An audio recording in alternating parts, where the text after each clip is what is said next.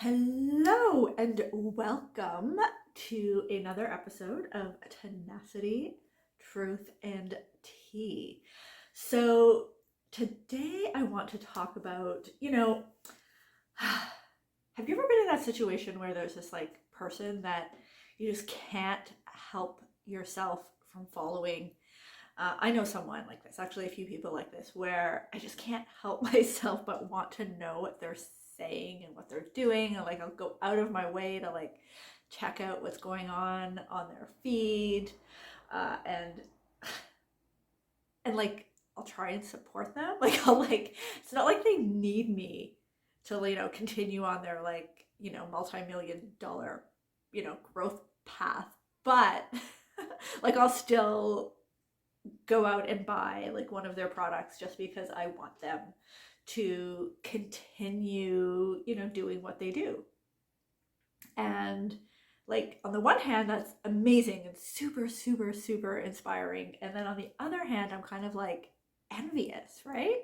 And I know envy is such a low level emotion, but I think that anyone who's a course creator or a coach or, a professional freelancer, we're all going to feel the sting of envy at least once in our lives. I think the secret kind of is just not to focus on it and to turn that envy into being inspired and basically having a role model and using what you like and what you are impressed about with that person as a role model. So anyways, yeah, that'll be a story for a whole other episode. But for now, I want to talk about why. So settle in, grab a tea, and let's just chat about this for a minute or two. So one of the things I remember being so horrified by when I was growing up was the whole idea of mob mentality. So one of the things I've learned, just growing up is that the idea of mob mentality is something that relates to both love and hate, right? So I learned about it in the context of hangings and people just getting all riled up and together and, these crazy things happening, right?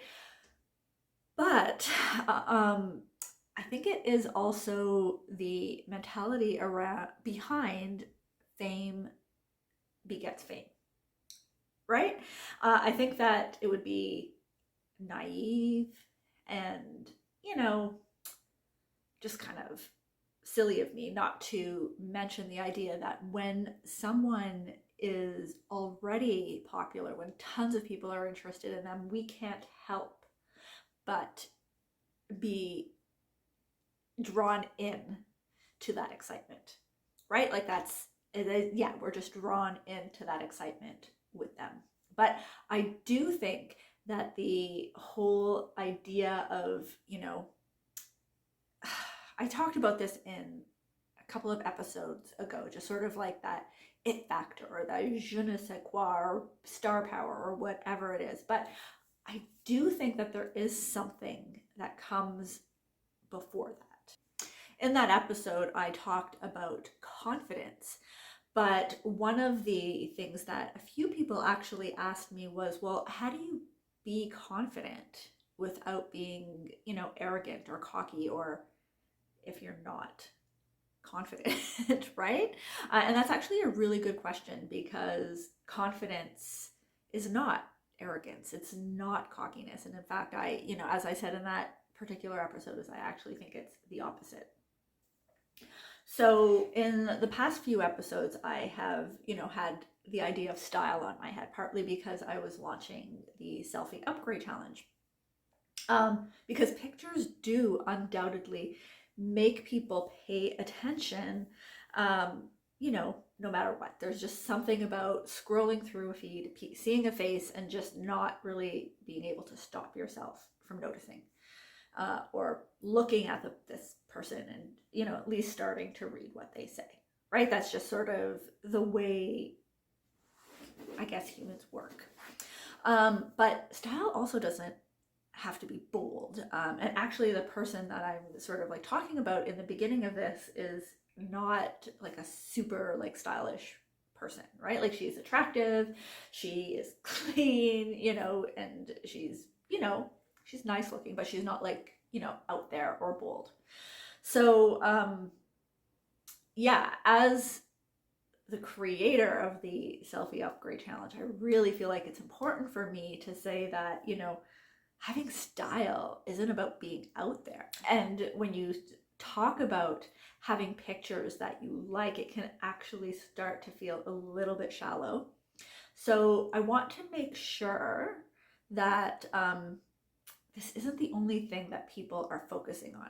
Like, sure, feeling good about how we look and how we come across is absolutely important, and it's been invaluable for me.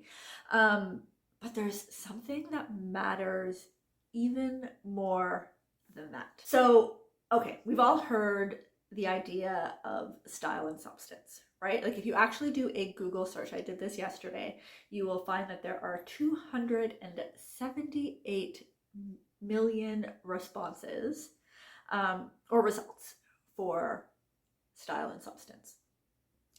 And I'm sure that if you read every one of those 278 million results, they'd all say kind of the same thing. Yeah, style is great, but you need substance. There's more to it, right? Like, everyone loves an attractive person, but not if they're empty. And the same applies to, marketing and, us putting ourselves out there.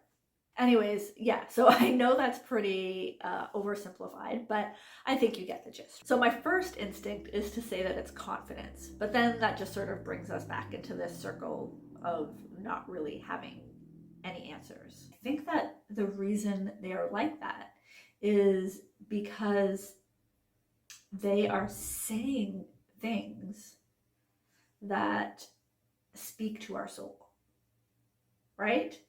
And that makes a lot of sense because all of us have that feeling about different people. I might feel that way about this one person and someone else might think, why? And vice versa. So I think what it comes down to is simply that for whatever reason, the things they talk about are things that we can relate to. We feel like we understand them. And they are a little bit of who we want to be, which is really interesting because it comes back to the whole idea of, in marketing, where it's not about you, it's about them, which is a whole other complicated thing because people want to know about you, but at the same time, they don't want to listen to you sit there and talk about yourself all the time, right? So what is that like weird balance? So I believe that the secret to that is, choosing to focus on the issues and the interests and the emotions and the desires that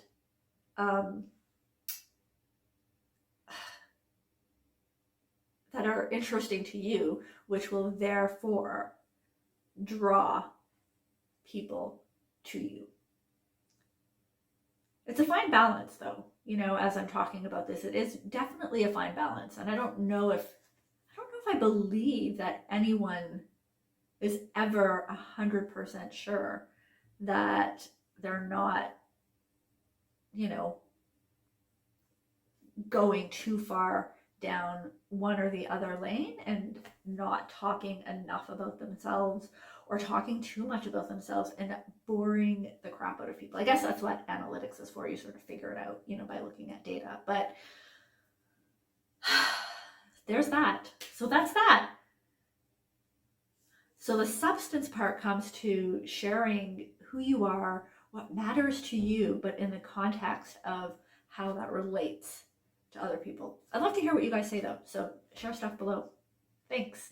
And I will see you soon. I hope you have an awesome day, awesome week. It is sunny here, which is amazing. So yeah, see you soon.